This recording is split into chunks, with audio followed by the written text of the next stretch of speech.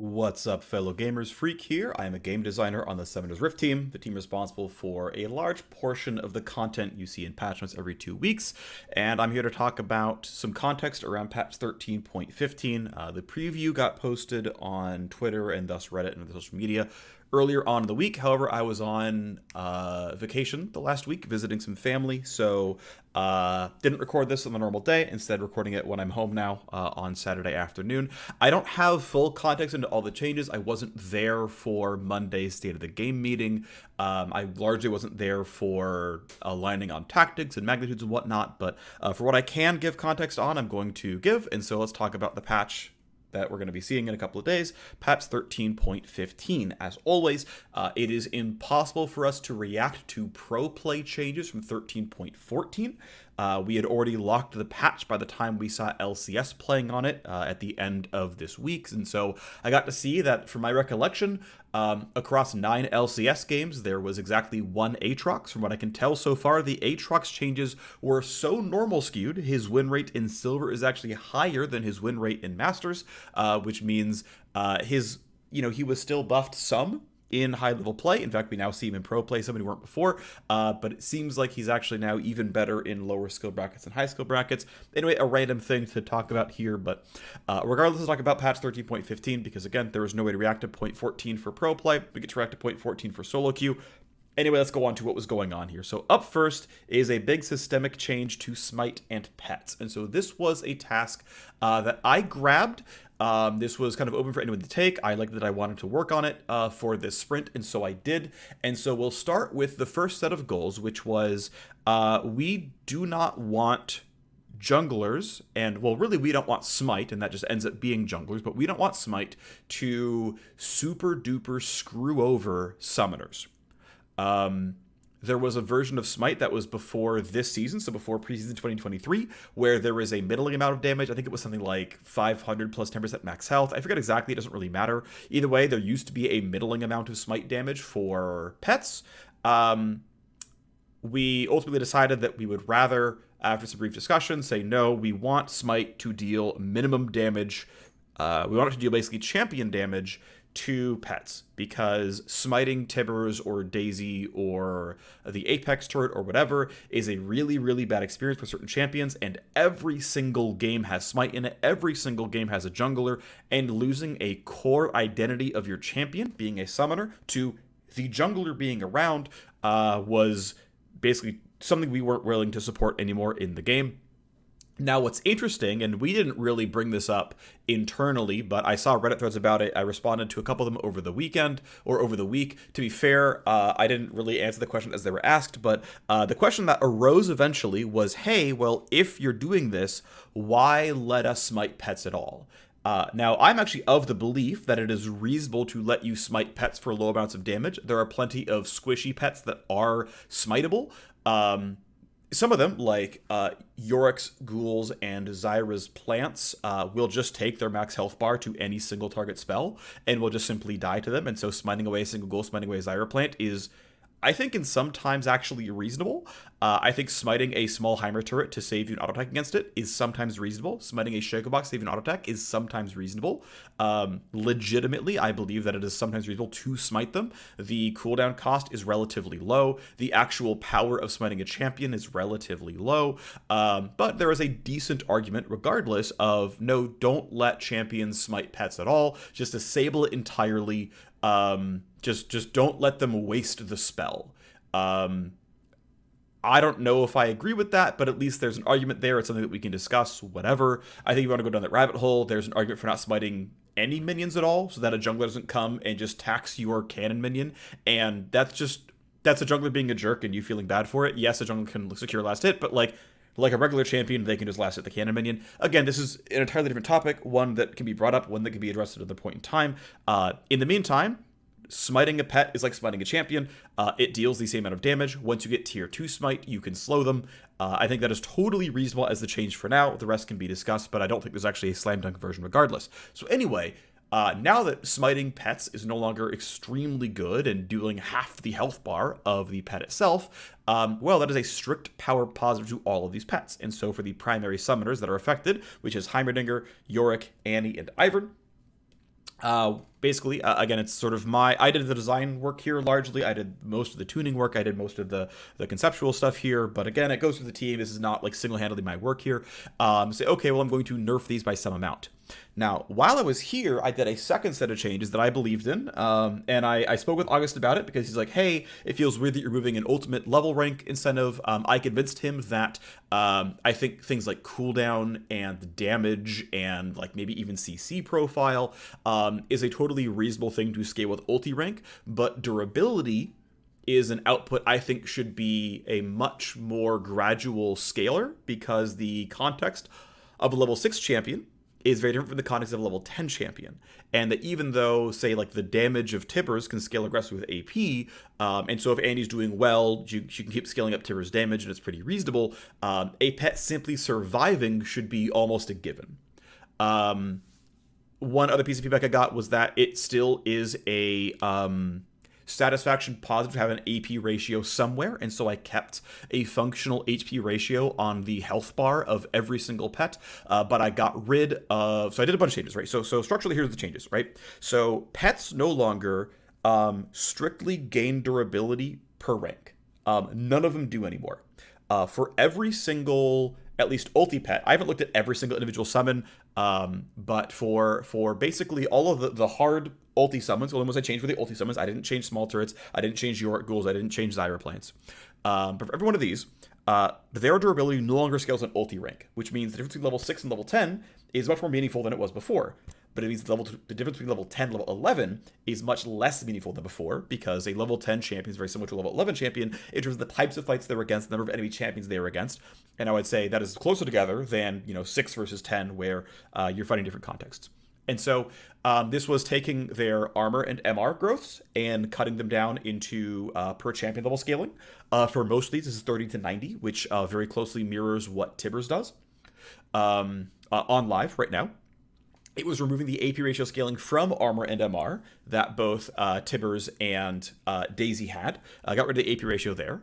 And it was changing the max health scaling to, instead of scaling by rank, which Maiden and Daisy and Tibbers did, to do a per level scaling, which is actually what Apex Turret already does. But moving that into Maiden, into Tibbers, and into Daisy so that it scales per champion level. Now, I still... and then I kept a moderate to fairly low AP to health ratio on these pets. For every single one of them, it is 50% AP to health, which is what Daisy currently has. It is a nerf to Tibbers. It is power neutral, but generally speaking, a nerf to Heimerdinger. But of course, with new numbers tuning, because all the numbers are going to be different. So some stories from internal testing. The first time we put this in a playtest, I had nerfed Daisy and Tibbers by about 40% of their functional effective HP at level 6. This broke even around level 9, and it was a buff by level 10. And as luck would have it, we were against Syndra mid in that game. Annie was mid, I was playing support Ivern. And Syndra would almost one-shot these pets in a full combo at level 6, 7. I was like, okay, these numbers are too low. And so now it's more like a 20% durability cut at level 6 that scales to about a 15%-ish durability gain at level 10. And so a level 6 1-on-1 situation, Tibbers is going to be about 20% less durable. At level 7, it's more like 10% less durable. At level 8, it's roughly treading water. At 9 and 10, it's usually a buff. It is different per champion. For example, someone like Daisy is much more frequently facing off against Smite than Tibbers is, which is also much more frequently off against Smite than Maiden, because Maiden is often top lane, where junglers aren't often spending a lot of their time after level 6 because they're going to fight for dragons and whatnot, right? And so for Maiden, there's very little changing, levels 1 through 6, 6 through 10. For the rest of them, it is roughly a 5% durability cut, level 6 through 10, because sometimes they interact with Smite.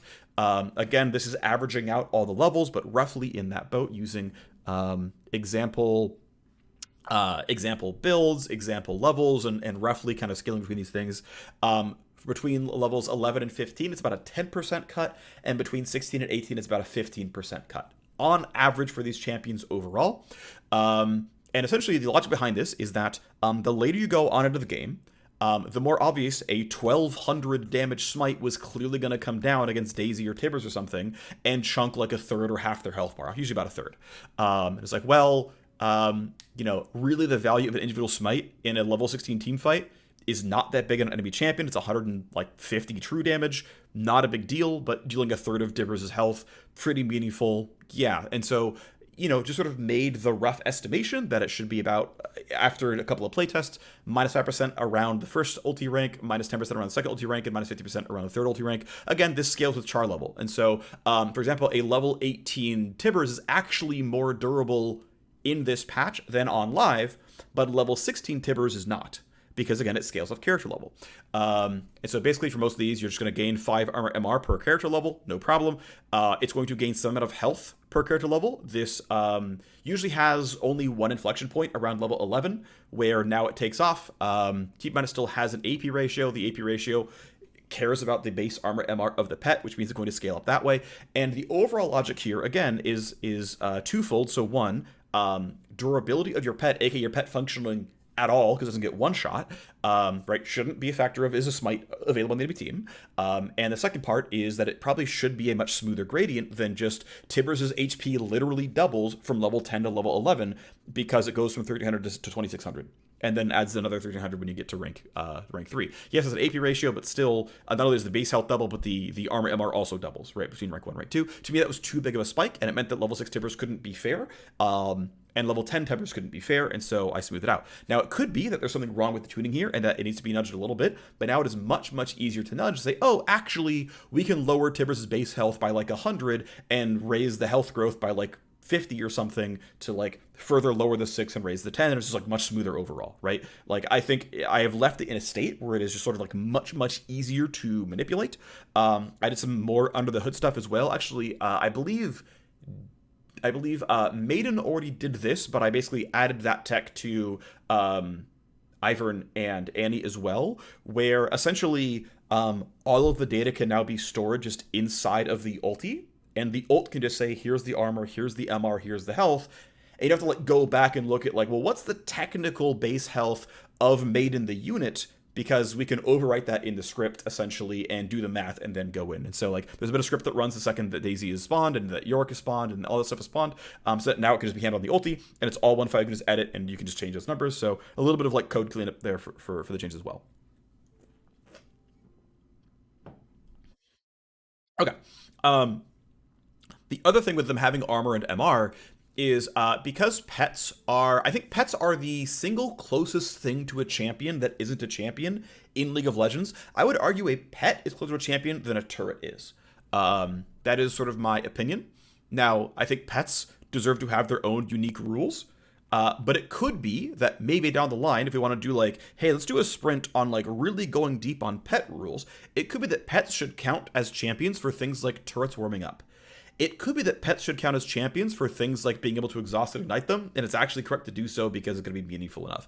It could be that pets shouldn't be able to be picked up by Syndra because they're closer to champions than not. I'm not sure that's true. It could be that they're closer to minions, and in fact, right, it's correct to not exhaust, ignite, or whatever them. It could be that they shouldn't have turrets ramp up against them, but maybe they should take bonus damage from turrets or something, and that you can't perennially tank a turret with a pet. There's a whole bunch of things that probably need to be considered that was not in this task, but that at some point is probably worth doing, but isn't done at this point in time. It's taken a long time to talk about this, but hey, these are all the things kind of going on here. Some of the explorations that are oh, here's something in the back of my head, by the way, that I kind of care about. Okay, whatever. And anyway, TLDR, the change is this, right? Pets are baseline squishier.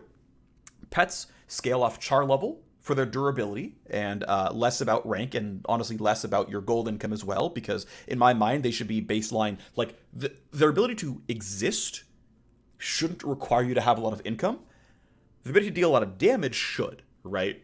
A level 16 Tibber summon should do more damage than a level 6 Tibber summon.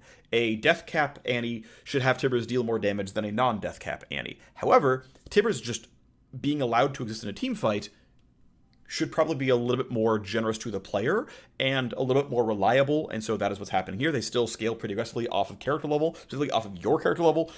They don't do the things that Juggle Monsters do, which is care about the average champion character level in the game.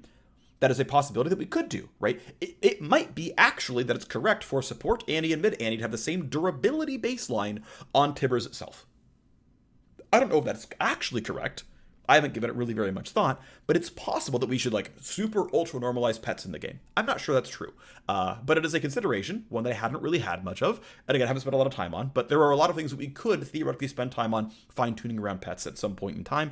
I don't know, I'm kind of getting off topic here, let's kind of move on here, but that is basically the rundown on the changes here for the pet changes. Let's move on to the next topic, which is a couple of systems changes. So one is the Night Harvester, and one is the Glacial Augment. So the Night Harvester change is one that I implemented. So it's a weird topic, but I mean, basically this is about Night Harvester and Static Shyv. For those who aren't aware, Static Shyv will apply Night Harvester because Night Harvester scripting just says if you are about to deal damage, apply the Night Harvester debuff so that they can't be hit a second time. Deal damage to them via Night Harvester, go track the cooldown, you know, all the stuff, whatever, do all the math, go do the damage.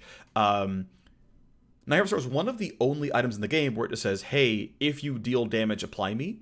I'm not sure Aerie cares. I think Aerie might actually, like, I don't know if Sunfire Cape applies Aerie. I haven't looked. I'm not certain, but I believe Aerie requires an auto or a spell. Comet requires a spell specifically. Ludens requires a spell specifically. Night Harvester, I believe, not Night Harvester, Riftmaker, I believe, will stack off of any damage. And so it's certainly not consistent here. I think for what it's worth, Riftmaker stacking off any damage is reasonable and probably correct for that item. You're in combat, period. Congratulations, you did it. But anyway, Night Harvester being applied by Static Shyv to me breaks a pretty core counterplay incentive, which is that usually you can't apply a flat damage add trivially. Sure, there's things like Karthus ultimates and then gets to get Dark Harvest stacks off of people, gets to deal, gets to get Taste of Blood healing in case you have that one, but gets to apply Leanders to everybody, gets to get pretty much full value out of First Strike, all that stuff is there, sure. But it also requires the dude's ultimate to be an untargetable global, basically. Okay, that's pretty extreme and out there. But like True Shot Barrage requires all the heavy aiming and it can be dodged. Again, Ludens requires you to land a spell or have your pet deal damage. These are all pretty windowed effects. Night Harvester to me, right, I think pretty obviously aggressively too loose. Now, of course, this is, hey, why we're doing a systems change to nerf Static Shyv? Isn't Static Shyv the problem? I don't personally believe right now Static Shyv is terribly overpowered. So it is fair on most conventional marksmen. It is a reasonable item to buy on Tristana, on Ashe, on AD Zeri, on Sivir. Like, it has a pretty decent cohort of users. I think Static Shyv is a relatively well-balanced item. Arguably, Kraken Slayer is on average stronger than it, and I'm not really seeing the Kraken Slayer complaints, so for conventional marksmen, Shyv is probably the second best Noon Quiver item. Now, unfortunately, Shyv has two really, really big outliers, which is LeBlanc and Kaisa. And the LeBlanc case is, well, Shyv Night Harvester is clearly her best option by a lot. I spent a lot of time looking at her overall builds. How close is Shyv versus her next most common build? How close is it?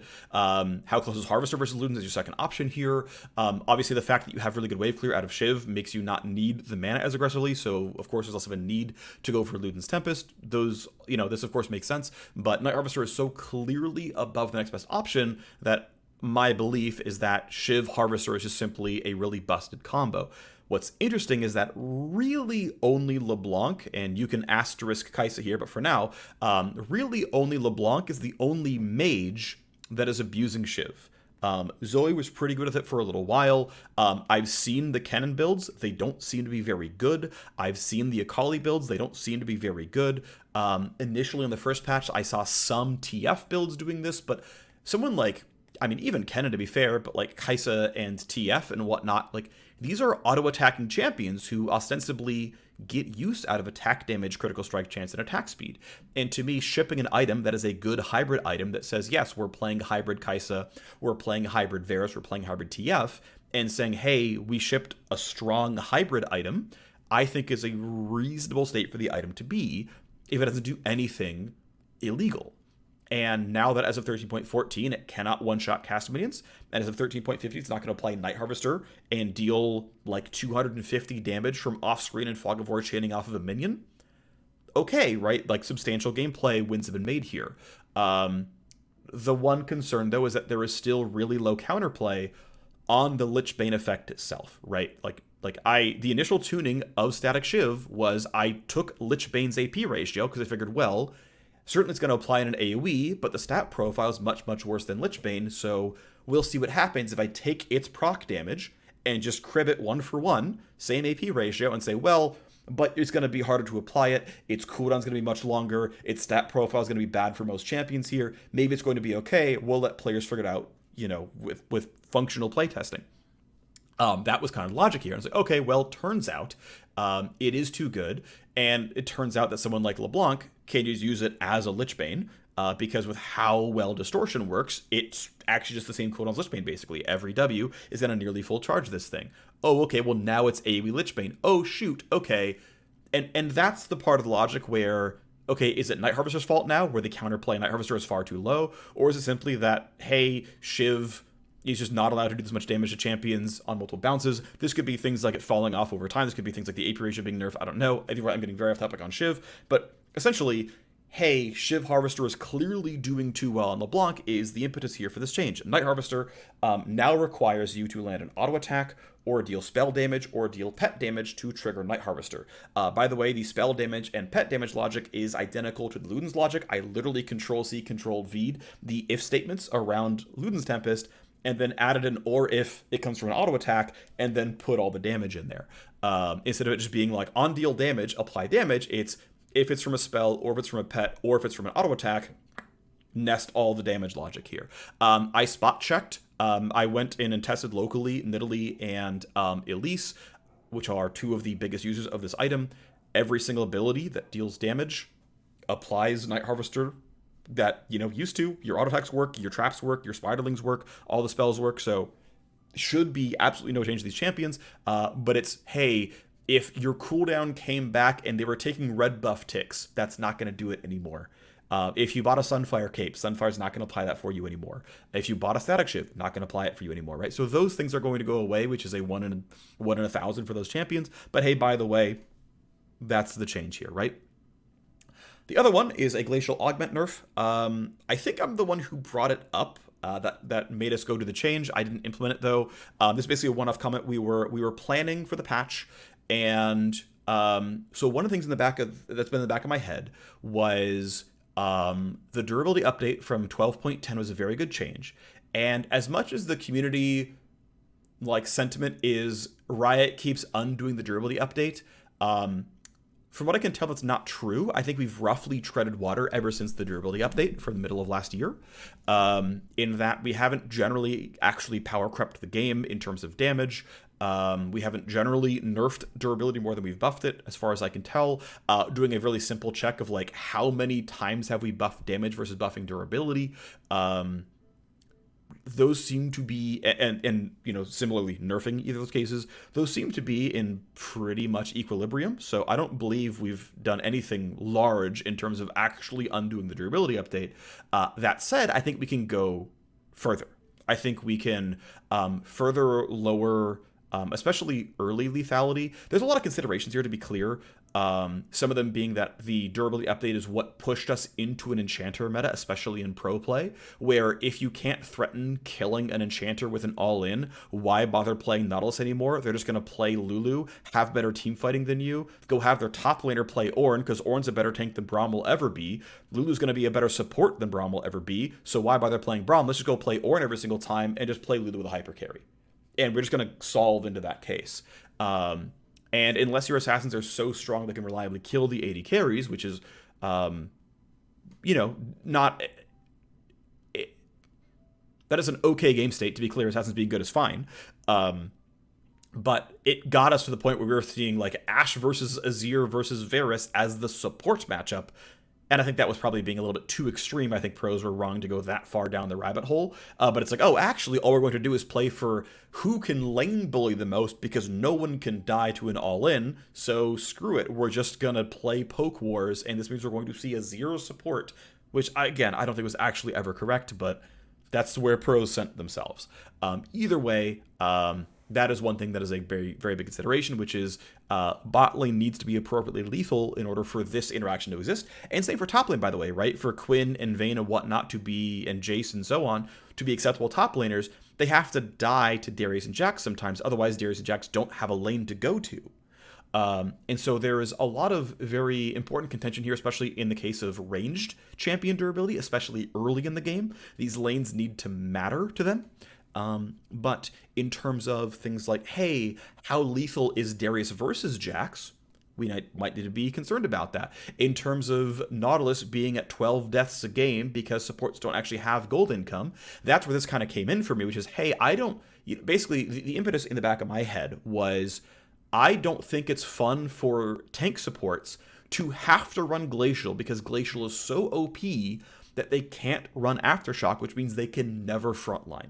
It is never like remotely possible for Leona and Nautilus to do their jobs except to press ult, hope they don't get one shot, and then probably run away almost instantly, giving them at least the duration of Aftershock to get to play League of Legends in a team fight is going to make it much more fun to play those champions. That is my belief. It means we are overall lowering the amount of crowd control in the game if there's less Glacial Augment. It means that we are overall raising the durability of the tank supports by them running Aftershock instead. It also means we are slightly raising the overall damage of the game because Glacial would lower the damage of anyone on the path to anyone but the support. And so if like Leona stuns somebody and Ashe then goes and attacks Vayne, Ashe is doing less damage to Vayne.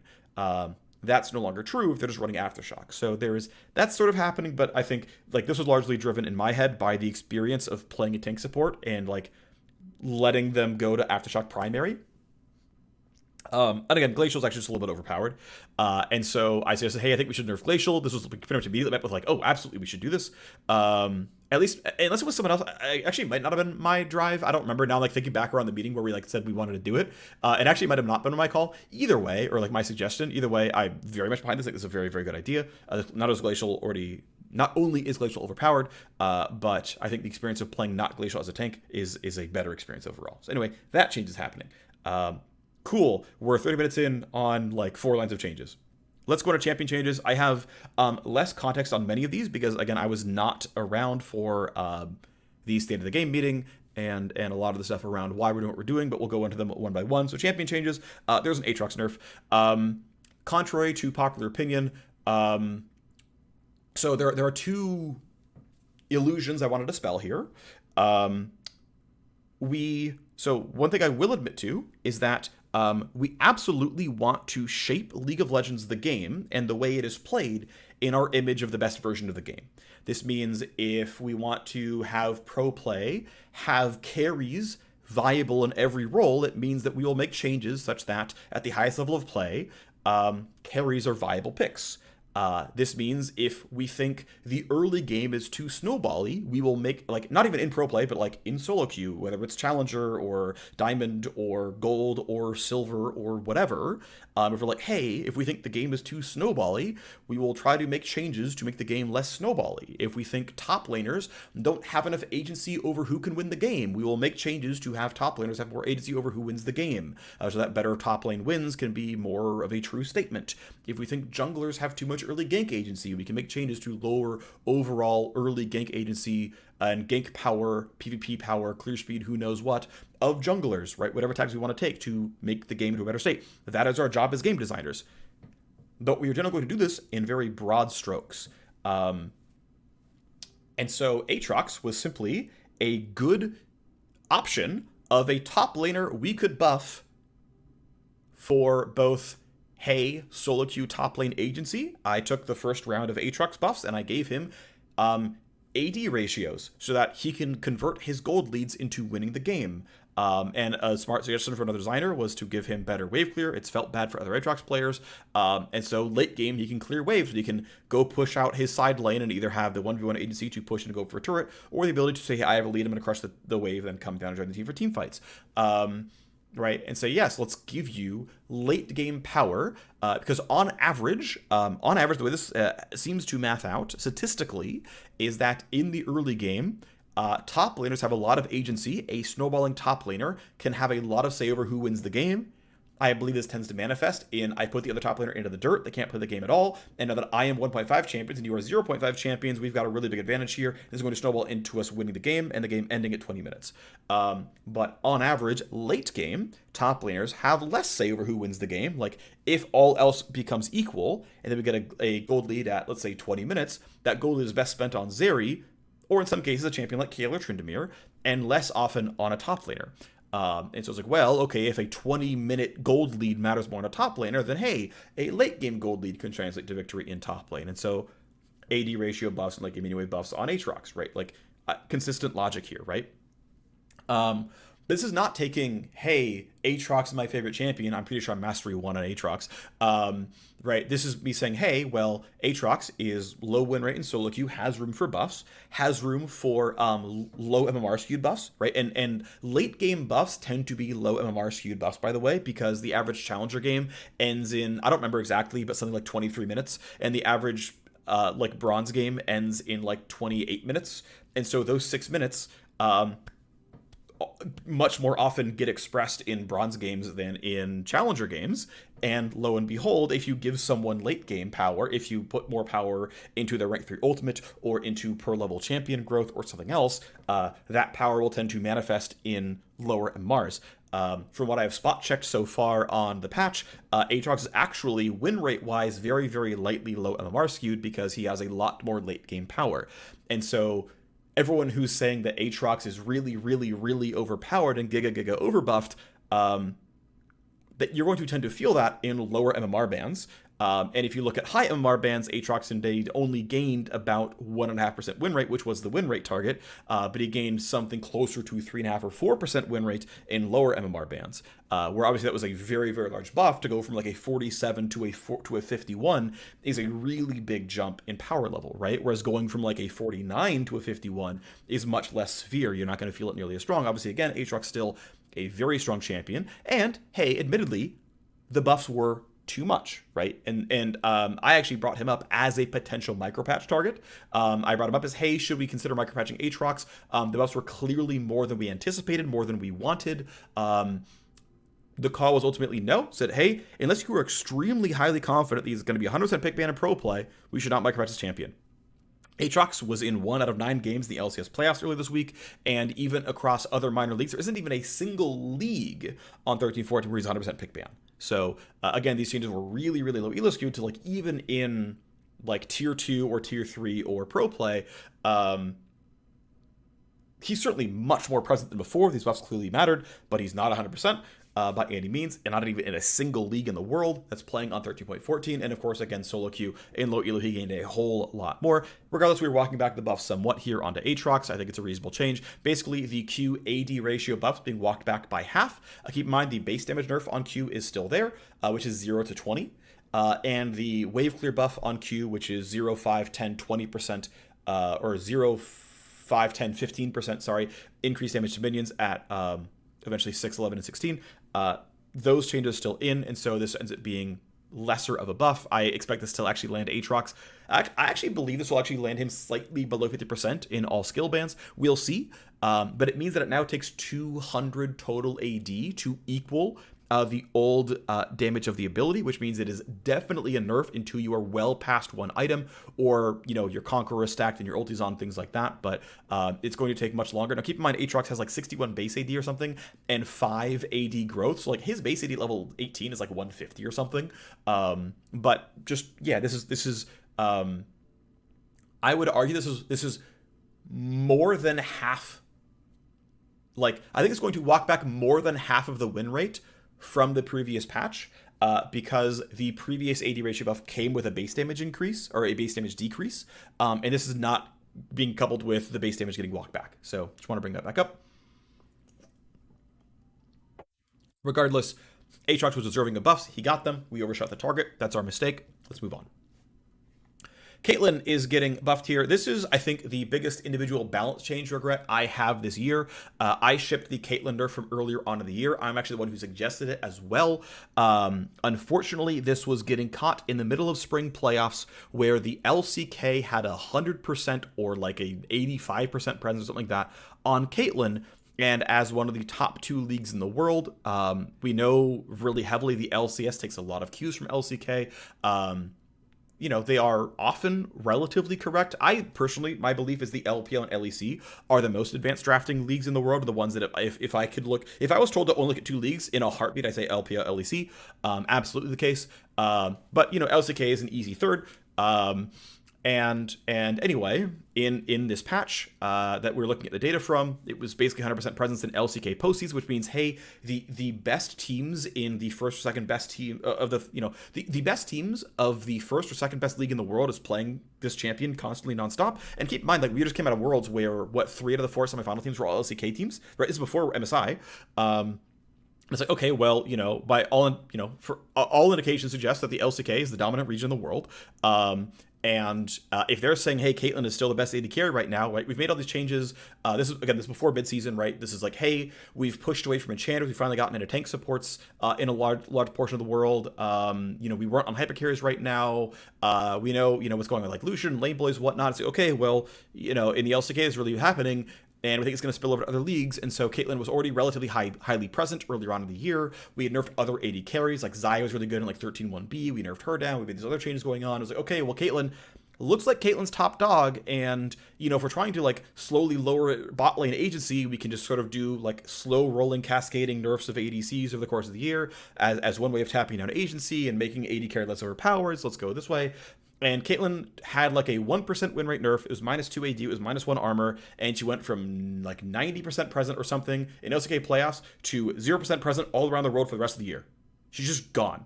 Off of 2 AD. She went from basically the most contested champion of the LCK Pro season to non-existent off of 2 AD. Ouch. And so if I could have told the future, I would have been like, we'll leave it in, screw it. We have one more good lane bully. But I do like these changes, by the way. The actual numbers don't really matter, but it's basically a crit ratio buff on the passive and on the ultimate. I like these a lot, actually. I've been increasingly a really big fan of adding more and more stat binding to the game, where and I don't love it as much for really weird things. So I think it's still fine, but the amount of regen that Pyke gets through his passive scales on lethality, and I believe there's a lethality ratio on either the heal or the shield on Senna Q or R, I forget, but she has one kind of strange lethality scaler, and I don't think it's a negative. It's a little weird, but I think it's fine, because you look at the tooltips in your abilities, go, oh, I should build lethality, okay, and then off you go, and it is correct to build lethality as champions, right? I think Pyke's R having its execute threshold based on lethality is totally reasonable. That one's very on theme. It's only a little weird, I feel, for the healing stuff, but even that's okay. I think it's totally reasonable. Oh, I read my tooltips, oh, I should build these items. These items are made for me. Okay, cool. I'm going to build items, and I'm sort of, here's what I should go for. I think to me that is very, very reasonable, and I'm actually a really big fan of that one. Xayah's E having a crit ratio is a really good thing because it says, oh, okay, I'm going to scale off of building, Quick Blades and Collector and Essence Reaver and, Storm Razor or whatever. I'm going to build these crit items, and that means I'm going to care about the E, and because, of course, I'm scaling my E with crit chance, my autos are obviously going to be good as well. And so I'm clearly getting this 1-2 where I'm getting, both halves of my kit really well off crit chance. Cool, great. I think it works really, really well. I'm actually a big fan of that one. And so I'm glad to see Caitlyn's going up. I think it actually is really healthy things. And it also kind of allows the champion to have a more well-rounded profile. I have a video from 5 years ago or something around wanting to change AD carry itemization up. And one of this was making sure that every AD carry item actually has AD on it. And eventually actually found out it has AD on it. This wasn't my change, but it exists. And this was moving some champions slightly towards total AD ratios, that champion levels could give you some damage. And it was smoothing out AD carry item curves, because at the time, we were in a situation where people would buy IE first into an attack speed item second, and they're just sitting here between after their IE is done, until they can build the BF sword of their third item, of their Bloodthirster. They just don't scale any ability damage at all, and they just don't have good buttons for a 10 10-minute chunk of the game. And to me, that was like, this feels really, really bad experientially. But these items have crit ratios on them, and or these items also have AD on them as a component somewhere, which now they pretty much all do, aside from, I think exactly Hurricane is the only item without AD on it that has crit chance on it. And even that has on hit damage, so you still get something. It's like, to me, this helps smooth up the curve, and I'm a really big fan of that one. I'm a really big fan of I don't mind if champions have different power curves, like, oh, this is the early game champ, this is the late game champ, whatever, but I generally like the power curves being smooth, that you transition into, okay, I fall off, whatever, I've got a little bit more time left, okay, they've eclipsed me, okay, whatever, versus like, okay, I'm just not a champion, and then, up I go. On average, they're not like that. I think there's cases where it can be fine, but on average, just like, I don't think Caitlyn needs to have these like really egregious power spikes where it's like she's really, really good on one item and then sucks for a long time. Then she's finally like late game AD carry where like finally her attacks have taken over and her spells don't matter at all anymore and she's just 60 range auto attack delivery platform, right? Smoothing that out to me is a positive. And so, hey, headshots are always going to be a little bit more useful. So that, if you land a trap, bam, more damage comes in. You land the E, bam, more damage comes in. R has a better crit ratio, cool. So I built like the cloak on my second item. I haven't finished IE yet, but we're getting there. Cool. Well, I got a power spike on my R. Like, I think those are really, really useful. So shape wise, I really like this. And again, Caitlyn has a low win rate. Low win rate. She's not in pro play at all. I think she has very much obviously room to go here. I think I wasn't have a hand in this one, although it's been a suggestion that I've made a couple of times, which is that, hey, we're still in a big perception issue of AD carry being overpowered. We probably can't buff more AD carries than we nerf in a patch, so we probably have to go 1-for-1 every time we do this. That still tends to be true here. There are champs that can still have room for buffs. I know Kaisa is actually getting some pro play right now. We can probably wait on her, but like Lucian's not in a great spot. Like Zaya maybe should come down. We can do a kind of trade down there, but basically, right, I'm trying to at least nudge direction of like, well, we should on average nerf more jungles than we buff. We should on average buff more top laners than we nerf. We should on average probably keep bot lane relatively flat. Like, I don't think bot lane is really extreme right now, by the way. We have a really, really extreme love of physical damage mid laners right now. Jace is like kind of the number one pick in mid lane right now. You see some Lucian, you see some Tristana. It's actually part of why we're buffing Yasuo and Yone is to have other like viable AD mid lane options. That's later on in the patch, by the way. But like, I don't think marksmen are strictly overpowered right now. Their items aren't extreme, I don't believe. I don't think bot lane as a role is extreme right now. Last I checked, like statistical agency puts bot lane and mid lane very close together. So that's kind of back to a nice equilibrium. It's where it has been in years past. Again, top lane has room to go up. Jungle has room to go down. Support in mid and bot to me are kind of chilling. It might be that mage is still a little bit weak. If we're seeing mostly AD mids in mid, that means mages aren't quite good enough. We can examine that for sure. But sort of looking at like this sort of structurally, kind of giving some context around my thoughts does not mean it's direction for the team. But sort of the thoughts that I have and wanted to give some context around changes. So I like this, and I'm spending a long time in this. We're going to start getting a bit faster because I'm going to have less and less context and changes pretty soon. Okay, so next up is a change to Camille. Camille was on the shortlist for buffs back when I wanted to buff a bunch of top laners earlier on. Camille was on the shortlist when, in the previous patch, right, we had AAtrox and Volibear and something else. We had some item changes as well in the previous patch, but one of the champions I wanted to hit was Camille. And again, I believe that, hey, skewing this towards, look, your late game is going to be better. It can rely on gold. It could not rely on gold. In this case, these things aren't really going to scale off of your gold income very much, but that's fine. But it's like, hey, let's give Camille some more reliable late game power, which I think is reasonable. Camille tends to be a little bit elite skewed, and hey, I think it's pretty free real estate. So yes, Camille, you're allowed to have a good late game. You're allowed to have good, maybe late game tower sieging or really good dive potential to go 1v1 your champion, and so go for it here. And so yeah, it's a small increase to attack damage growth, and a pretty meaningful increase to the on-hit damage of the R.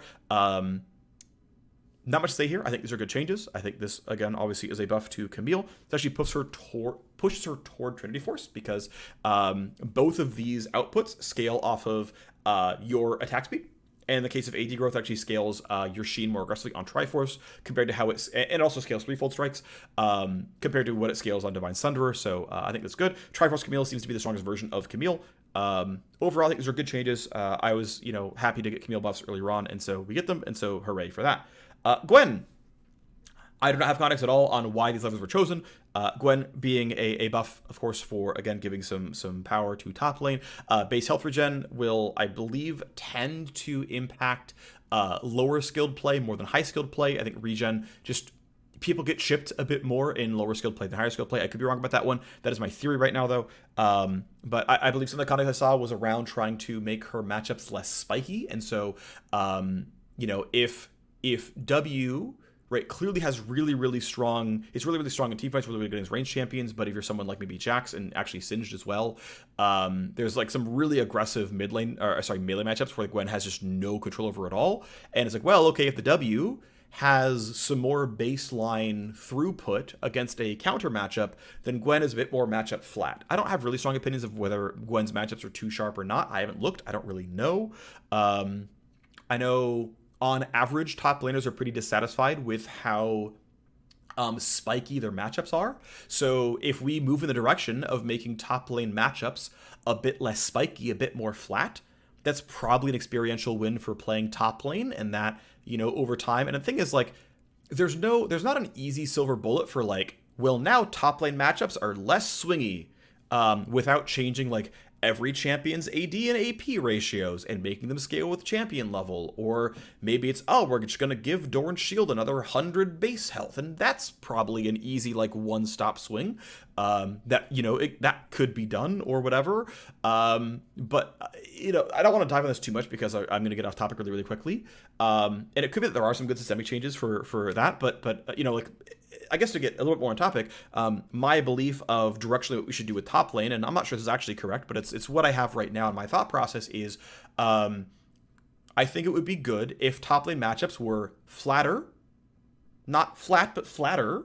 If top lane matchups were, if top lane champions were a bit less early game snowbally on average, not that there can't be any good early game snowball champions, but a bit less snowbally on average, and then had more late game power, again, on average, right? And if it's like, I could wave a magic wand and it's like, okay, there are 10% fewer kills pre-6 in top lane, and those kills result in 10% fewer follow-up kills, and at the same time, top laners are 10% more durable on average in late game, right? Just like, whatever happens, both top laners come out with another 500 health. Like, just like, we just made the magic wand 3 times. Top lane is probably a more fun role for everyone. If just like we just do these 3 things, we experientially go in the correct direction. This is, again, a very broad brush. There are going to be champions where it's not the right choice for them. But like, right, like, we could probably do that for most of our changes, and it probably moves in a good direction if you don't give it any further thought on any champions. And again, I'm sure there are very meaningful exceptions here where it's not the right choice at all. But it probably benefits most of the roster to do that, right? And similarly, like, hey, let's have like 25% fewer early kills from junglers. Probably another good magic wand to wave, right? Anyway, so if Gwen has more base health regen and her W is more matchup agnostic, guess what? That does both of those things, right? That makes top lane less lethal in games where Gwen is there. It makes matchups less swingy in games where Gwen exists. Right? If this is good direction for the game, then Gwen is moving that direction, and I think that's good logic. But again, I was not there for the choice of buffing Gwen. I was not there for the choice of tactics for Gwen. I'm not even sure what the magnitude of the buffs are meant to be here for Gwen. Regardless, I think these make sense in my view of what probably directionally is good for League of Legends, and I think these are pretty good changes. So next big set is here to Ivern. There's a lot going on here. So I did most of the initial work on Ivern. I handed off all the pet stuff to another designer to finish the work because Friday was my last Friday was my last day in the office for this patch, and we still had Monday, Tuesday, and then a little bit of Wednesday to clean up anything we wanted to clean up. And so if there were any further changes that needed to be made to Ivern, or any further changes that needed to be made to pets, a different designer handled the final design of that stuff. But let me talk you through the overall changes going on to Ivern here. Okay, so basically there were two core things here. Well, actually 3, right? So the third one, which is going to talk about real quick, is hey, Ivern is a summoner, and so when we made these Smite changes, by the way, Ivern is part of this. Actually, the funny thing is, the Jira ticket for like the work tracking here was actually both. It just happened to have pet smites and Ivern as one task. The Ivern task was get him off Night Harvester as his primary mythic, but happened to be the same task as pet smites because it's like, well, we're gonna change smites, and so while we're here, we should probably also, like, probably the same designer who's going to work on smite should probably work on one of the core summoners who's going to be affected by the smite changes. They just have to be the same ticket, whatever. Regardless, while I was here, I said, okay, so of course, right, there are daisy changes. This earlier on. Daisy's overall 5 to 15% less durable because you can't smite Daisy for full monster damage anymore. Okay, let's move on. So there's basically two components of changes here. Okay, so number one is Ivern needs to be nerfed. He especially needs to be nerfed as a soul laner because he has a very, very, well, not win rate wise, he needs to be nerfed as a jungler for win rate, but the experience of playing against Ivern as a soul laner is really, really degenerate. It's really bad. He's incredibly anti-melee. He, like, self-shields, peels you, auto-attacks you forever, can cheat his jungler into the gank. Like, there's a lot of really abusive stuff that like feels really bad, that feels really low counterplay when Ivern is chilling in lanes as a laner, especially on high AP builds. That's just like a thing. It's there. Okay, whatever. It's a minor component, but it's there. But regardless, Ivern needs to be nerfed. Okay, Ivern is overpowered. Win rate wise, especially as a jungler. Frustration wise, as a soul laner. Ivern needs to be nerfed. Okay, we're gonna nerf Ivern. Cool. Next component. Ivern. His best builds are by far high AP builds. Night Harvester is the highest win rate mythic in basically every role, although his solo lane, he runs Leandries. But like Night Harvester, Ivern is clearly the best version of Ivern in the jungle. And then Enchanter Ivern is pretty good, but still a bit OP. Okay, so there's two components of changes here, Ron. Then there's let's nerf him in general, right? Because he's OP even on Enchanter builds. And we see that in pro play, right? Like, Ivern is a pretty core pro champion right now, and he's played pure Enchanter. And again, he's OP. So let's nerf him. And let's especially nerf his AP builds. And so, right, let's nerf AP ratios so we can give some stuff back. And I wanted to especially, like, you know, nerf the experience of playing against him in soul lanes. Okay, so what's going on here? Well, first things first, he was made to be a full-time range champion. I remember looking it up, but he was made to be a full-time range champion a year or two ago. But when Ivern was released, he was a melee champion. He was a melee champion that when he walked through brush, when he used the W passive, became range for the duration of the W. At some point in time in the last year or two, he became a full-time range champion, and W simply gave him on-hit damage. When he became a range champion, he still retained melee champion base stats, which includes a lot of base armor and a lot of, base magic resist, and a lot of magic resist growth. And so, okay, but while I'm here, look, this is a very simple change. I value consistency. We're looking for simple nerfs anyway.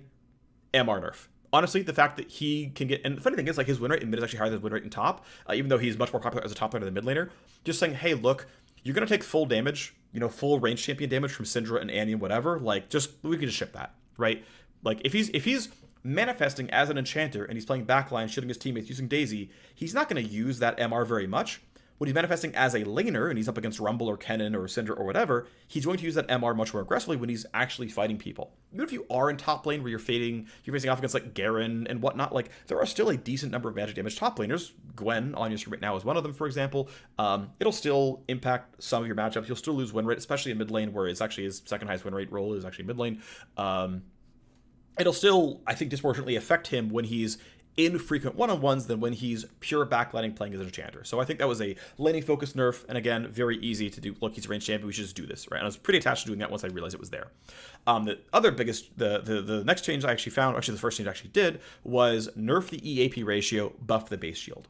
And so targeting that, hey, if you're playing an enchanter build, which is something like Shirelli is into Ardent Censer, basically at 2 items it'll be a nerf, before 2 items it'll be a buff. But if you go Night Harvester, it's pretty much instantly a nerf. And so this is 5 to 25 more shield with an AP ratio cut of 25%, which is, again, 20 to 100 AP will nerf the shield. I want to nerf the AP ratio on the shield itself because in the back of my mind, it's like, okay, well, look, I don't mind if the AP build is viable, but it should be his alt build. And the logic that I want to run anytime there's an alt build is that the alt build should manifest as a slightly different champion, right? And I think Kaisa is a good example of this. I know people are frustrated with Kaisa being omnipresent, but whatever. AP Kaisa, in fact, plays differently from AD Kaisa. The really obvious things are like, well, evolving Q and evolving W are really big deals. Okay, sure. But even things like, I think the best example of this actually, and again, it's another frustrating champion, but AD Twitch and AP Twitch play very, very differently. And if you don't think so, you have not played against both versions of the build. it's really, really quite different. The fact that your W is actually meant to be max second on AP builds, and the slow scales of AP, and that the true damage dot scales of AP, it's like, oh, AP Twitch is really, really, really the poison mage, and AD Twitch is really the kill your team during spray and pray. And these are really different experiences. The W is meaningfully different, the pass is meaningfully different. AP Twitch and AD Twitch really are very different champions.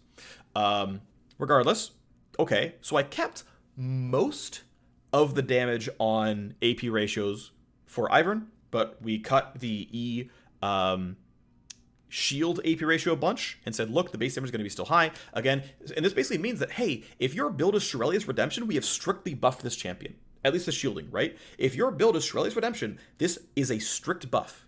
A strict buff. Into Mikhail's, strict buff. Strictly stronger as a champion if you build enchanter items.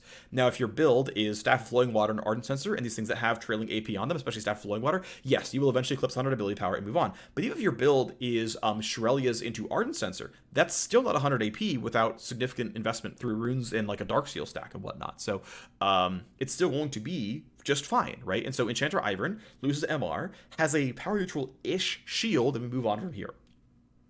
Next thing is to Daisy, to the ultimate. Because Daisy's cooldown starts on summon, and I think Tibbers does this as well. I think Maiden does as well, but I'm not 100% certain. Basically, I just personally, as a game designer, I don't like permanent duration summons. They're not explicitly permanent duration summons, right? And so Maiden tells you, I have no duration. Just summon me on cooldown, and Maiden's chillin', and we're a duo. We're gonna hang out. If you want to double cast me and send me to the lane by myself, I'll do that. But Maiden tells you explicitly through all the text of the ability that, hey, I'm a permanent summon. Pop me up, let's go. We're duoing, right? Great. Love that. Her design is to be a permanent summon. Cool, great. Tibbers, I think, actually breaks this a little bit. Tibbers says, hey, I have upfront burst damage. People often summon summon Tibbers alongside with a stun. I believe Tibbers gets enraged when you land the stun, and so runs around with more move speed, more damage, more attack speed, and does stuff. But it's like, oh, okay. Tibbers is clearly telegraphing to you that, hey, you should summon me as part of a burst combo. Unfortunately, it's actually correct to summon Tibbers and try to have Tibbers use the full 40-second duration. It's like, I hit level 6, summon it in the lane, I'm just going to go zone you. And unfortunate thing is, like, okay, there's an incentive to micromanage Tibbers back out, to regen Tibbers to full, because Tibbers has massive health regen out of combat, and then bring Tibbers back in. So it's not even correct to like try to damage Tibbers, because Anna just micros Tibbers back out, and you have this like really annoying lane bully situation where Tibbers just has infinite lane control, and you're not allowed to step up to the wave because you're going to take the highest AP ratio in the game is actually Tibbers aura. It's just like, oof, it's rough. And so I do think there's probably some design wins to be made around Tibbers, but also Tibbers is a long duration summon. You're meant to have some incentives to micromanage Tibbers around it. I don't know what the right shape for Tibbers exactly is, to be clear, but at least Tibbers says, hey, you probably shouldn't waste the upfront damage. It's a meaningful part of my damage output, and that is true, right? And so Tibbers says, look, I'm a moderate duration summon. You're meant to slam me down a part of the team fight, and then I'm going to last for the entire team fight.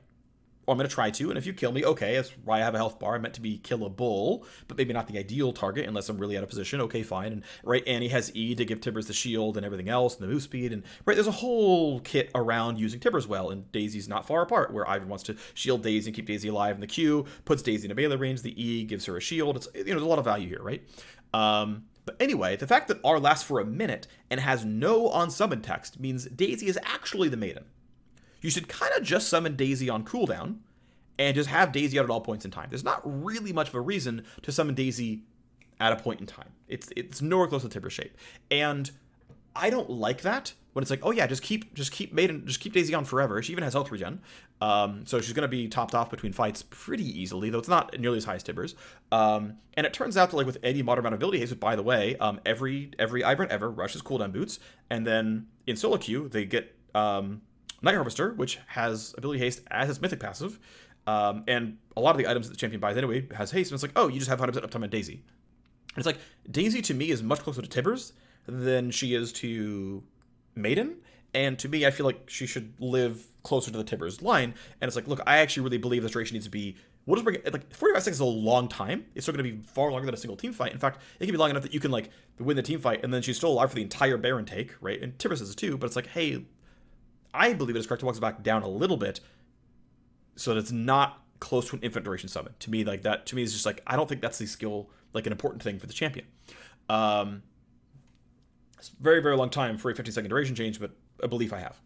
The other thing is an AD ratio nerf on the R. Now, I want to say while we're here, I rescripted the shockwave damage. Well, not really rescripting. It's just I built the calculation differently to where the shockwave damage is its own line of math, and you can just set it on its own, and it's not going to inherit any of like the base attack damage, total attack damage of Daisy. I don't think there's a reason for it to have that. Yeah, it helps in case you ever got the numbers wrong and the shockwave was doing less damage than the auto attack, but like it's an easy solve to just tune both, whatever. So the Shockwave's going to have the same base damage and the same AP ratio as live. I think Shockwave is actually a reasonably fair ability. But the total attack damage of Daisy, considering how much attack speed she gets, how fast she runs, how much she can like stay on the target via Trigger Seed, just the amount that Daisy beats the shit out of you is just simply too high. So it's going from a 0.3 AP ratio to a 0.15 AP ratio, which is still high. Like it's still decent. Like Daisy's still going to be pretty good at punching, but like, yeah, Daisy living for a full minute, not really being killable because of the shields. Yeah, just kind of to me pretty egregious and yeah, too strong. Now I want to point out that a level 16 example Daisy is going to have 80 armor instead of 100 armor. Actually, 100 armor with an AP ratio attached. Like if you were like 300 ability power, you had 115 armor. Now you have 80. So that is a pretty significant decrease in the value of shielding. Also, if you have 300 AP, you're going to get 75 less base shield compared to 25 more base shield. So it's going to be also less shield per shield. And with the AP ratio on the AD being lower, 300 damage, 300 AP Ivern, instead of giving 90 bonus AD, is going to give 45 bonus AD.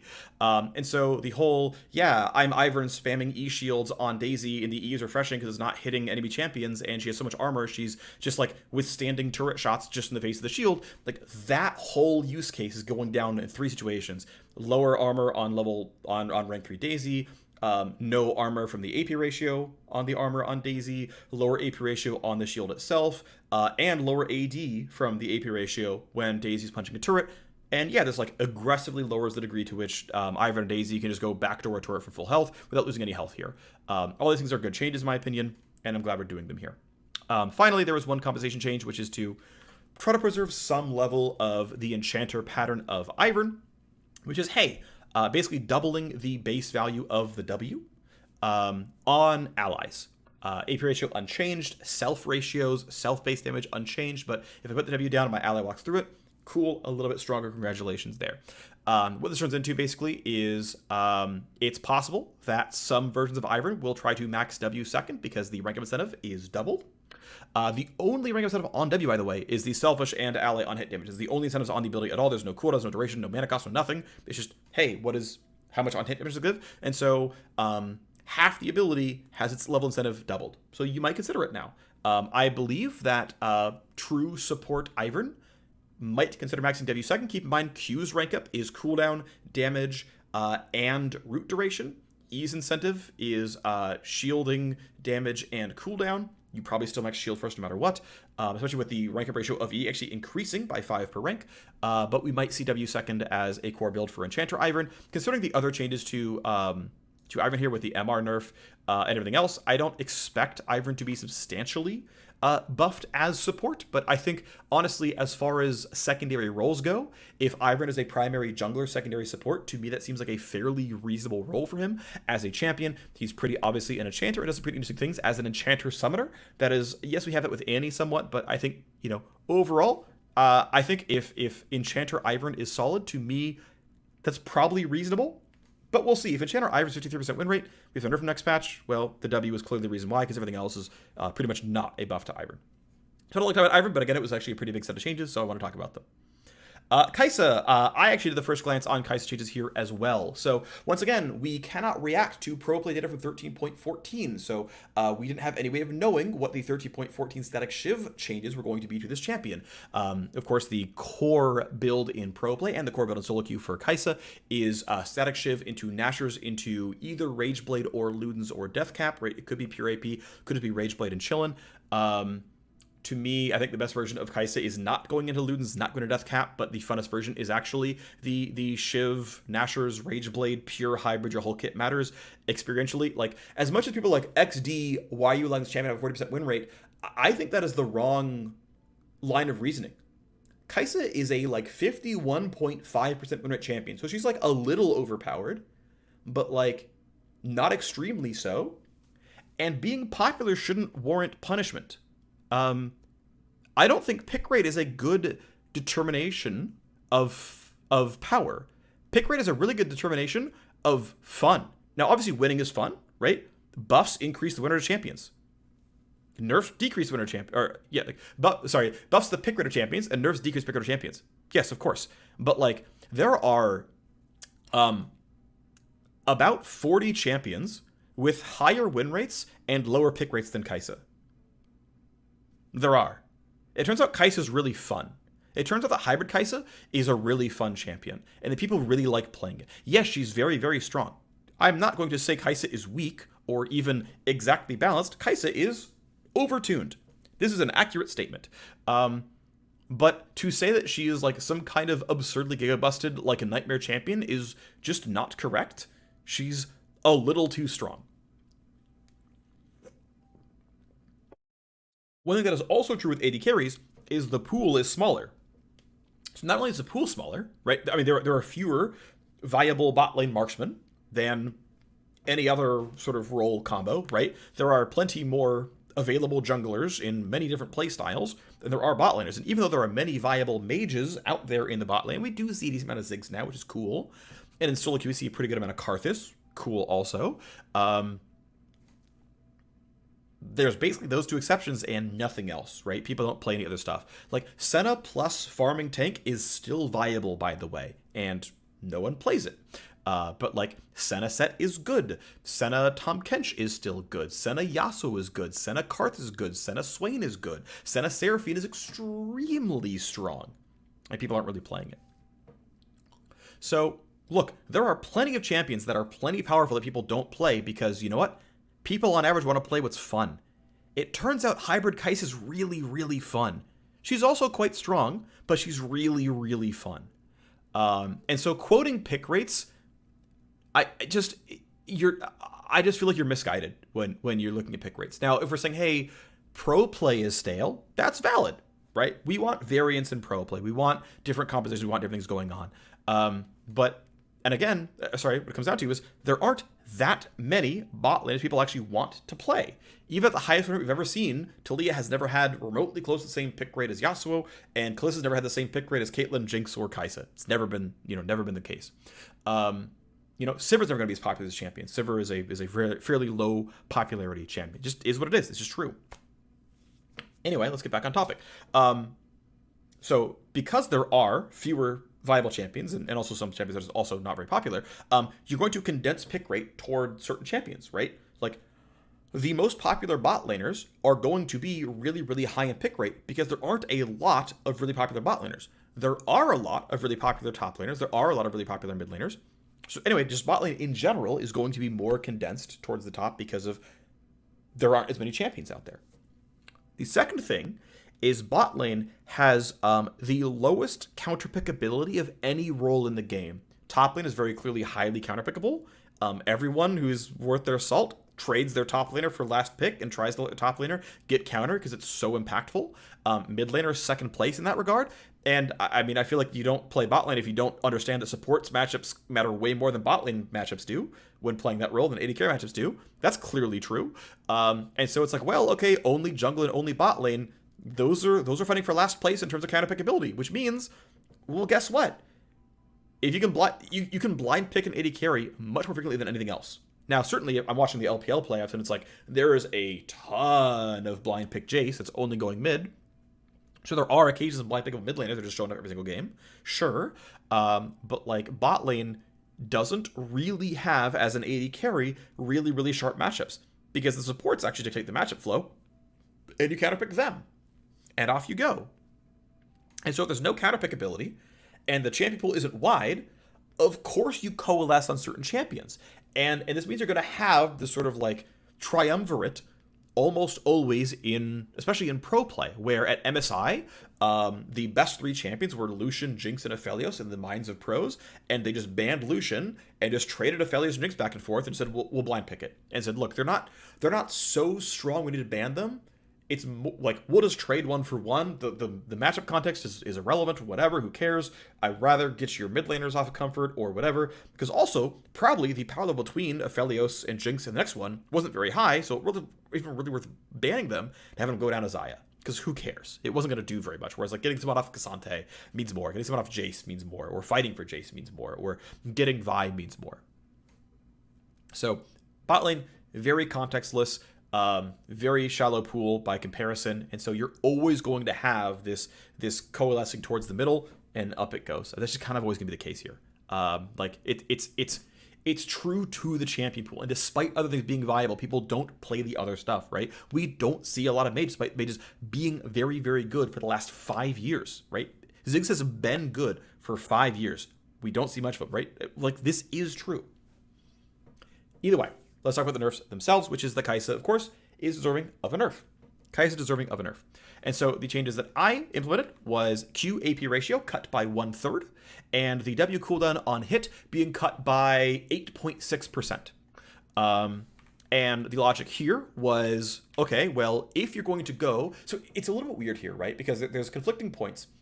So the reason this was a change was, hey, if you're going to play Luden's Kaisa or Deathcap Kaisa or whatever, and you're going to go really heavy into AP, you're going to have a weak ability in Q, because every single one of Kaisa's abilities has both an AD and an AP ratio, right? Q has an AD and an AP ratio, W has an AD and an AP ratio. The passive, I mean, arguably has both, because it gets applied by the W, which has an AD ratio, or AAtrox, which have an AD ratio, and then the passive themselves have an AP ratio on them. And the R has an AD and an AP ratio. So, you know, no matter what you build, all of your abilities get empowered. But the degree to which they get empowered is tunable.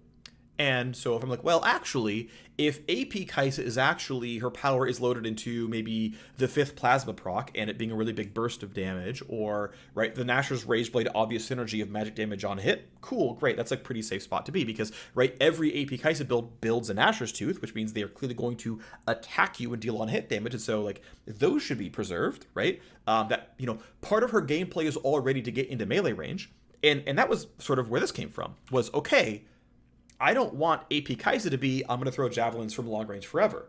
And essentially what this does, by lowering this cooldown, and even though the tool, you're going to read the patch notes, it's going to be like, 77% became 75%. You go, like, XD, it's 2%, XD, Lamau, what is this doing? But, like, that's lowering a cooldown, it's raising a cooldown of 23 to a cooldown of 25, which is an 8.6% cooldown increase. You know, and it's really raising a, you know, 0.23 becoming a 0.25, or multiply it by a number of seconds, and it's, you know, a 4 becoming a 4.5, roughly, not quite that much, but like a 4 becoming a 4.8 or something, whatever. 4.3. Anyway, that's closer to accurate. 4.35, something like that. Okay, moving on, because the math in the head doesn't matter. It doesn't matter very much. What this does, though, is it actually meaningfully lowers the chance of you getting a 5-stack plasma without melee interaction, right? This still makes W evolve matter. It gives you the 3rd plasma proc, and, like, to be fair, maybe this should have gone even more so. Like, maybe this should have been 72 or something, or 73, and it's like, we should actually go, you know, even harder, and it should be like a 15% nerf to the cooldown on hit, right? And by the way, like, if I say, hey, I nerfed the cooldown something by 15%, you'd be like, wow, that's a really big nerf. And you read it, and it's like, XD 0.04. No, that's a 14% cooldown nerf, right? Like, that's meaningful. That is a big hit. It was half that, right? It's an 8% cooldown nerf. It's 0.02, which looks laughable on paper, but is, again, it meaningfully changes the degree to which, the frequency to which a 5-stack plasma proc comes through just with W, right? And saying, no, I really want you to use W to then ult into range or run into range, or you got some attacks off and W finished the job, cool, good, like, great, right? But requiring the kit synergy to do it, yes, right? Cool, let's do that. That's where most of the damage comes from, right? Is the damage per plasma stack increases per plasma stack, and a lot of it comes from the missing health damage at the very, very end of it, which, by the way, has an AP ratio attached. That's a very generous one, which means if you're able to chain Ws, you get some really egregious stuff going on. And the funny thing is, if you're playing hybrid Kaisa, your mythic is Rage Blade, which has no ability haste on it. And if you're going to go into like a Bloodthirster or an LDR fourth, and now you're almost done with buying items, by the way, right? Like most games will end by 3 items, which means if your last item is Rageblade, you only have 15 haste, which means it's very, very unlikely for you to get like really obvious chain combos together. Whereas if you are playing high AP Kaisa, your item is actually Ludens or Crown, those have haste on them. Oh, now it's really easy to chain your W's together, trying to unwind that, right? So anyway, that's the logic behind that change. I know it looks very small on paper, but actually is somewhat meaningful. And then saying, okay, well, look, if we're establishing that you do need to go into melee range to finish the job by nudging you in this direction, okay, well, you're going to finish the job in melee range. Q's not going to do it for you. It's going to require auto attacks, okay? It's going to require that if you're playing high AP Kaisa, it's going to require the Nashor's Tooth and the Rageblade to do the heavy lifting because Ludens isn't going to do it for you. Saying, look, if you're going to go Nashor's, I really, really want you to be going Rageblade, not Ludens, not Crown, not Deathcap. Because AP Kaisa is just like really annoying for everybody, right? Like the non-Kaisa player hates playing against high AP Kaisa where you actually just die to W.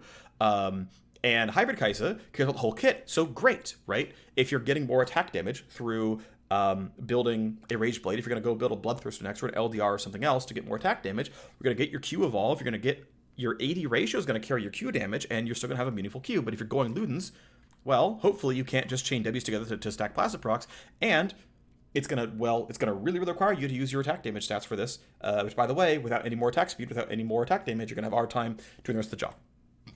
So it's a way to shift you slightly towards that build. Now, these, again, aren't very, very large changes, but it's trying to go directionally in the way that I'm trying to make the kit good and work as a hybrid kit.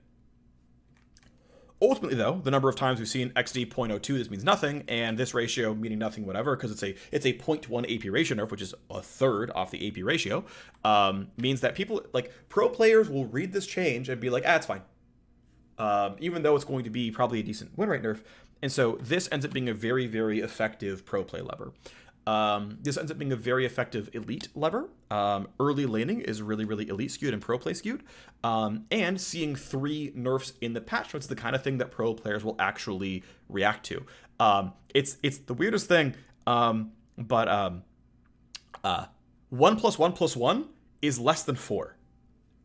I know that sounds obvious, but this is 1 + 1 + 1, right? Like, imagine, like, the fact that these are 3 lines, players will react to it more strongly than if there was one big change on, like, the W reset is only 50%. Like, if W reset is only 50% is a 4, this is a 1 + 1 + 1, and is going to read bigger than if the W reset got hit by 4 times as hard, right? Or the Q AP ratio got hit by 4 times as hard, or something else like that, right? Generally speaking, and I'm not saying like these are each 1% of win rate change, but the idea that this is just true, like part of game design is understanding the player psychology. I know the majority of players see 1 + 1 + 1 and say that's gonna be a bigger nerf than 4. Like, most players, including professional players who are paid to play the game and think about it at the highest level, they are still susceptible to this. That is true. It's true, okay? So, FYI, adding a 3rd line helps break the perception. I am hoping that Kaisa is still a 50% win rate champion, that she will still be very fun to play, that her hybrid builds are still going to be her best build. That is the hope here with this one. Anyway, spent a long time in this change as well. Let's move on. I think we're done with things that I personally have a hand in, so it's going to go much quicker from the end here. So Maokai, we actually identified this as one of the nerfs we wanted to do at the end of last week. I was around for this one. We wanted to nerf. We wanted to identify pro play nerfs. So I think it's fine that tanks are viable and among the strongest picks in the jungle. I think that is generally a positive. Of course, we want champs like Kindred and Viego to be good pro play junglers. Lee Sin, Nidalee, and whatnot. And it's like, hey, Kindred and Viego are currently viable pro play junglers, and Lee Sin and Nidalee are currently viable fringe pro play junglers. And if the top couple champions go down a little bit, right? Maokai goes down a bit, Sejuani goes down a little bit. In the past couple of patches, said, Wukong went down a little bit, Vi went down a little bit. Well, you get a bit more Kindred, a bit more Viego, a bit more Lee Sin, a bit more Nidalee, a bit more carry style junglers. Great, right? Every role should be able to carry a game. Cool.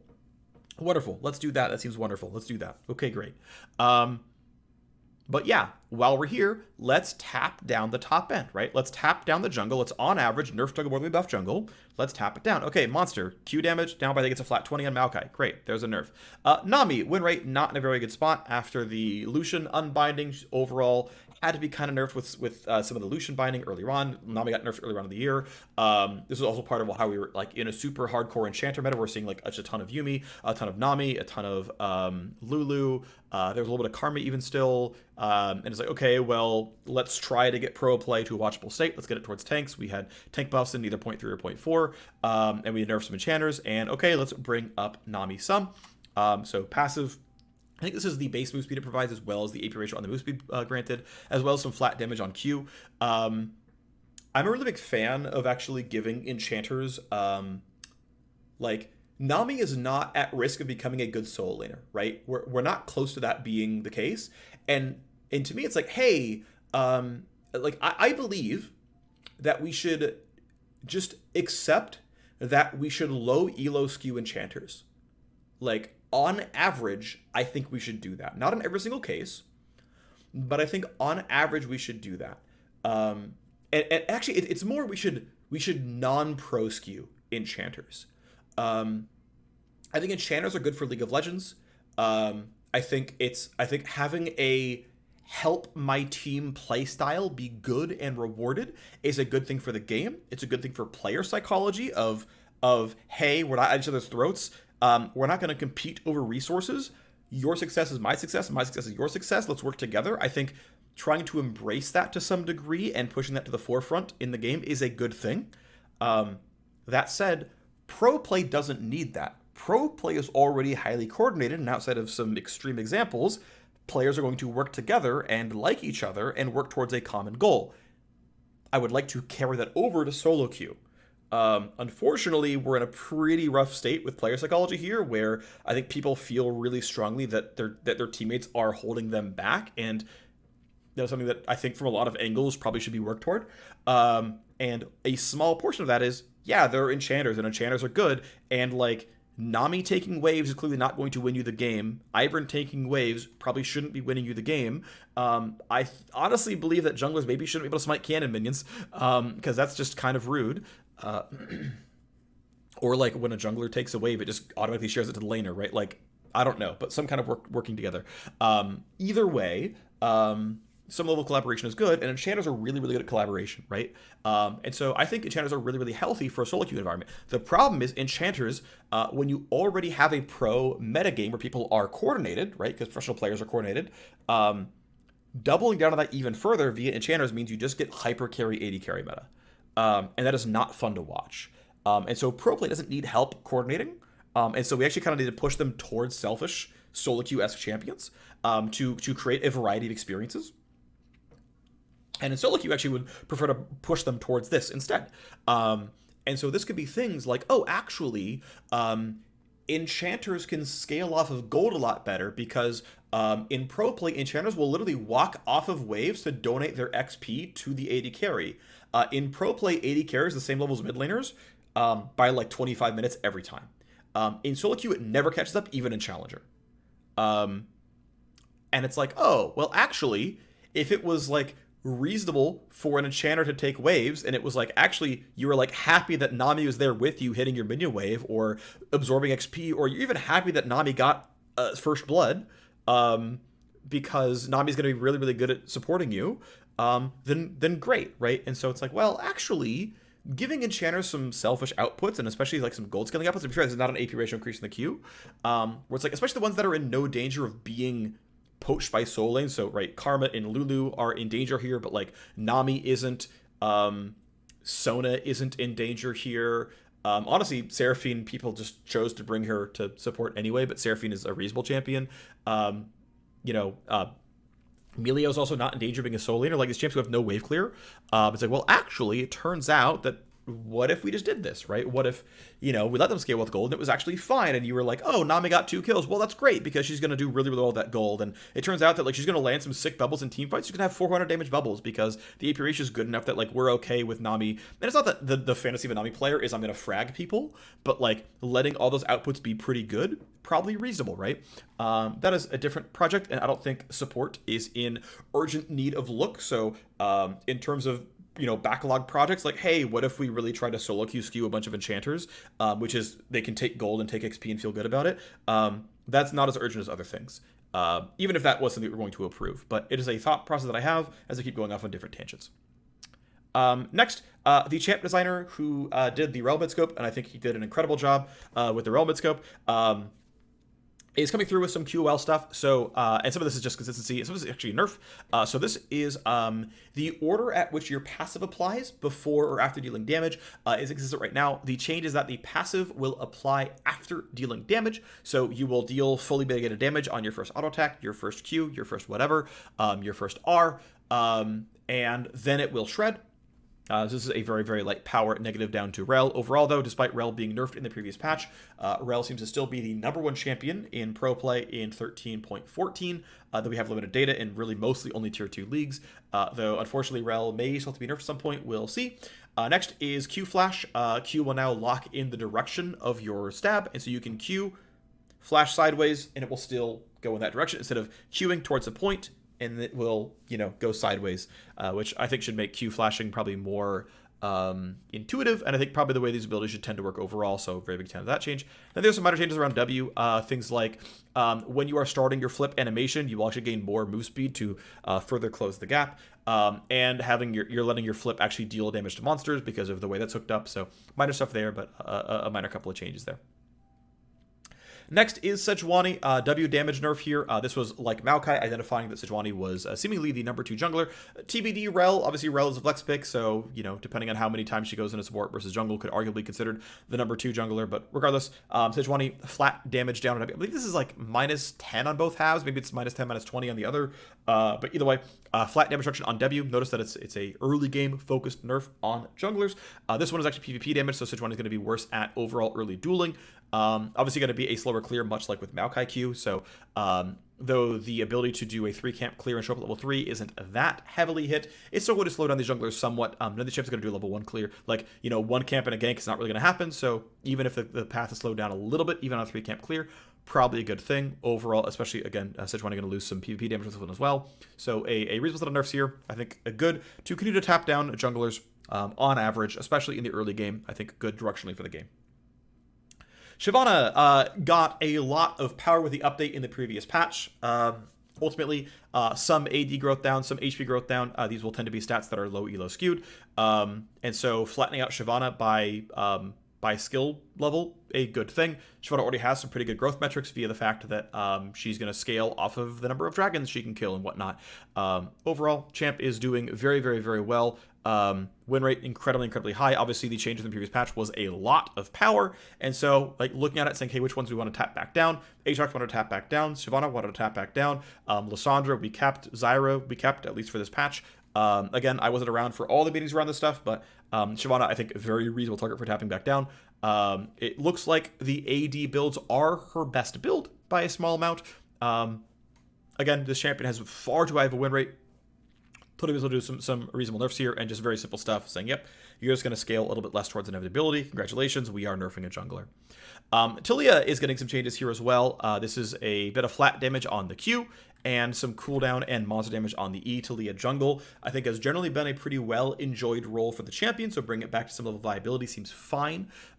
Bringing up the power level of a mid lane mage, one who can, use the win rate room, pretty reasonable as well, right? You do want a variety of champions in pro play, and I think right now in pro and mid lane, I think there's actually a pretty decent variety of magic versus physical damage, range versus melee a little bit. I don't know, to very light degrees here. I haven't really, to be fair, I'm not in charge of mid lane. I haven't looked at the mid lane meta very closely, but like my first glances, it seems like there's a decent amount of variety here, which is good, aside from like the extreme Jace prio on the LPL. Otherwise, it seems reasonable. Either way, I think Taliyah seems like she has room for beginning buffs, especially in the jungle. So, bit of Q damage is just strict jungle clear, also strict early game wave clear, and dueling potential. E cooldown, E monster damage, very clearly going to be doing a lot for the jungle clear as well. So these all seem pretty reasonable and solid changes. Yasuo, I actually forgot there was a change that I did individually, which was the Yasuo passive shield. With the exception of the durability update, where we nerfed all shielding. I say we, I wasn't part of it. And immediately after Yasuo's release, Yasuo's passive has only ever been buffed. This is continuing that trend. I am buffing Yasuo passive. So when Shield Bow got kicked out of being a first item, Yasuo and Yone got hit really hard. Understandably so. That's fine. TLDR, level 1 shield is not going to be any different. Level 18 shield, not going to be any different. Between those, toward the mid game, we're going to have up to a possible 50% larger shield in the mid game. So instead of Yasuo passive being individually tuned per character level, it's going to start at point 1, going to end at point 2, and scale between those 2 points the same way that it scales health and health growth. Which roughly means that Yasuo's passive shield is always about 1/4 of his health bar, which to me is very reasonable and totally fine to do. And it means that basically this like L shape is going to be a lot softer and is not going to be quite so bad in the mid game.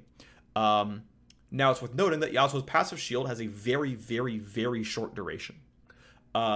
This means that it is relatively easy to not get the full value out of the shield, and I like that because the more, so like this doesn't scale up how much health you buy, and it only kind of scales up how much armor and MR you have. Because if the shield only lasts for like 1 second, and you buy a Death Dance, and 1/3 of the damage that you would take is put into a bleed. I actually don't know if Death Dance cares about you being shielded or not, so to be fair, this actually might mean nothing. But even just the armor on Death Dance, right? If instead of taking 400 damage in a burst, you take 300 damage in a burst, well, your shield is 400 points big, and so you just didn't get that last 100 points in your shield. The armor was just essentially useless because your shield would have blocked it anyway and then decayed. And that's one thing that really, really short shields can do for you is it's almost functional invulnerability for a small period of time, every once in a while, which makes you care less about building durability. This means that he can more likely just build Bloodthirster and Infinity Edge and, Kraken Slayer or Shyv and not have to go Bork because his shield is better at level 3, and so he doesn't need the lifesteal because his shield can actually block 2 spells. Or he doesn't need second item Death Dance because his shield is big enough at a 2-item team fight at level 11 to actually block enough damage that he doesn't need to only get 40 attack damage from an item slot. He can get 50 attack damage and crit chance and attack speed because he doesn't need the armor or the Defiance or whatever, because the shield's going to do enough for you. And the fact that this essentially doesn't scale off at any durability outputs means that it's more likely to be true that you can just simply rely on the passive and go this way.